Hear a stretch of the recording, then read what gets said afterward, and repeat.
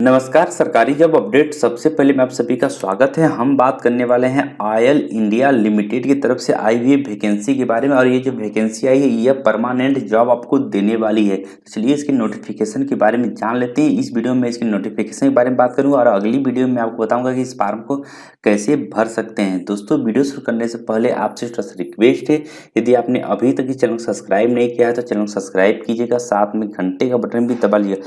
दोस्तों, हम बात करने वाले हैं आयल इंडिया लिमिटेड के बारे में। यहाँ देख सकते हैं आयल इंडिया लिमिटेड की वेबसाइट है और यहीं से एक वैकेंसी निकल के आई है जिसको आप भर सकते हैं। अब कौन लोग इसके लिए एलिजिबल हैं और कौन लोग इस फॉर्म को भर सकते हैं, कितना फीस होगा, सारा डिटेल आपको इस वीडियो में बताया जाएगा।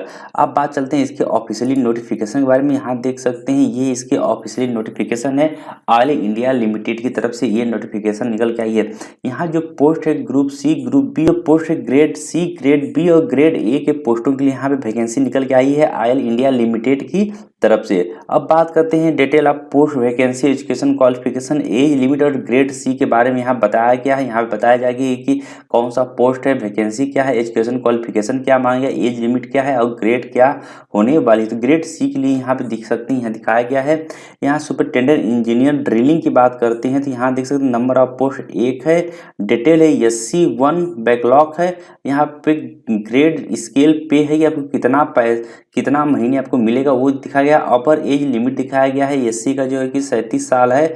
उसके बाद यहाँ पे क्वालिफिकेशन मांगा, bachelor degree in engineering, minimum 4 year duration of भी 65 मार्क, मतलब 4 साल का आपका यहाँ पे होना चाहिए। मिनिमम 3 ईयर आपका क्वालिफिकेशन यहाँ पे एक्सपीरियंस होना चाहिए, मतलब कि बैचलर डिग्री के बाद आपको 3 साल का यहाँ पे एक्सपीरियंस होना चाहिए, तभी आप इसके लिए एलिजिबल हैं।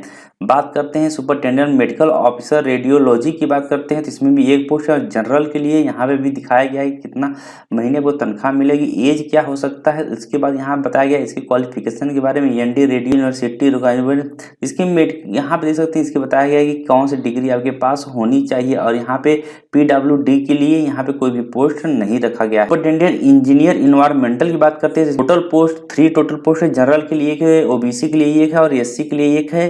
यहाँ पे सैलरी के बारे में बताया गया है और यहाँ पे जनरल की कितनी एज है, OBC की कितनी एज है और SC की कितनी एज है और कौन सी डिग्री यहाँ पे होनी चाहिए। यहाँ पे डिग्री के बारे में बताया गया है, बैचलर डिग्री इन्वायरमेंटल इंजीनियरिंग से 4 साल का होना चाहिए, कम से कम आपका 65% मार्क होना चाहिए। दोस्तों, ये जो PDF मैं आपको दिखा रहा हूँ, ये PDF वीडियो की डिस्क्रिप्शन में लिंक मिलेगा, वहाँ पे क्लिक करके आप मेरे टेलीग्राम चैनल चलेंगे और वहाँ से जाकर इस टेलीग्राम चैनल पे जाकर उसे ज्वाइन करके आप इस PDF को डाउनलोड कर सकते हैं।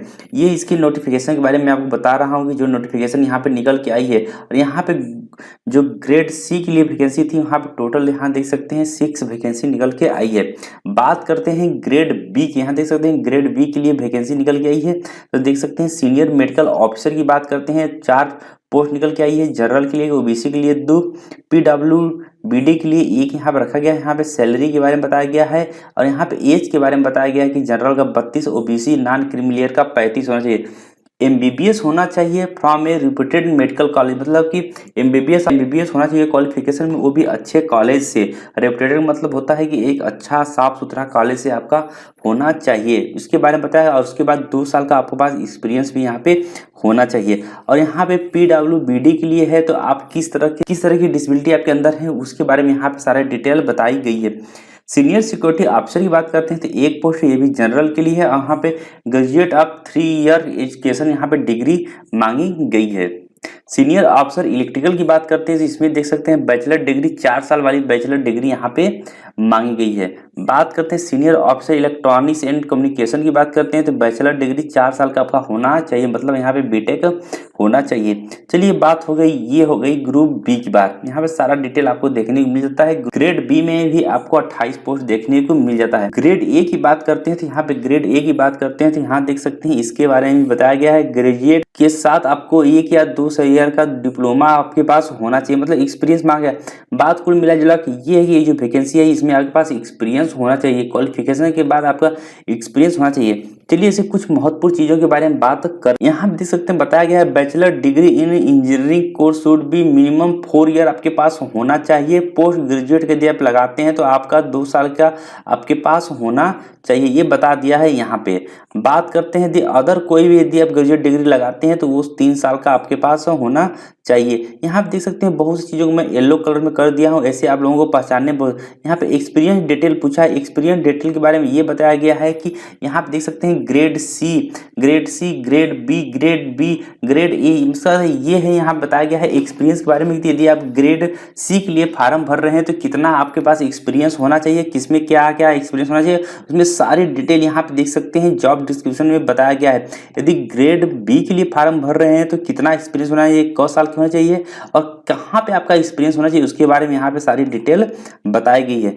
अब चलते हैं नीचे थोड़ा सा और यहाँ पे एजुकेशन क्वालिफिकेशन और एज रिलेशन की बात करते हैं। सबसे पहले बर्थ सर्टिफिकेट की बात कहा गया कि इसमें बर्थ सर्टिफिकेट लगेगा और बर्थ सर्टिफिकेट आपका वही मान्य होगा जो आपका हाई स्कूल की मार्कशीट होती है, उसके अलावा कोई और मान्य नहीं होगा। यहाँ देख सकते हैं लिखा है no other document will be accepted for the verification of date of birth, मतलब आपका जो भी मैट्रिकुलेशन का आपका होना चाहिए उस पर आपका डेट ऑफ बर्थ बिल्कुल सही होना चाहिए यदि फॉर्म आप भर रहे हैं तो। एज रिलेशन की बात करते हैं तो यहाँ देख सकते हैं 5 साल का आपका एज रिलेशन मिलेगा अप्लीकेबल यदि आप होंगे तब। और यहाँ पे पीरियड बता दिया गया है कि 1980 से लेकर 1989 के बीच में आपका होना चाहिए। और उसके बाद आपको जो भी कैटेगरी वाइज छूट मिलता है एज में वो आपको यहाँ पे देखने को मिलेगा। एज रिलेशन यदि आप एक सर्विसमैन है तभी आपको यहाँ पे 5 साल देखने को मिलेगा। उसके बाद किसी और चीज़ में आते हैं तो 15 साल, 13 साल, 10 साल, ये अलग अलग कैटेगरी के लिए यहाँ पे रखा गया है। पे अलाउंस की बात करते हैं तो इसमें DA, HRA, security, building loan, vehicle loan, सारा चीज़ यहाँ पे आपको देखने को मिलता है। ये वैकेंसी जो निकल के आई है बहुत ही अच्छी वैकेंसी है यदि आप इसमें एलिजिबल है इस फार्म को भरने के लिए। तो चलते हैं नीचे, चलते हैं अप्रोक्सीमेट टोटल MC1 यहाँ देख सकते हैं ग्रेड ए का यहाँ बता दिया गया है और ग्रेड बी और ग्रेड सी की यहाँ पे सैलरी बता दी गई है कि यहाँ पे हो सकता है। यहाँ पे ग्रेड सी, ग्रेड बी और ग्रेड ए की यहाँ पे मिनिमम स्केल बता दिया गया है कितना महीने आपको मिलेगा।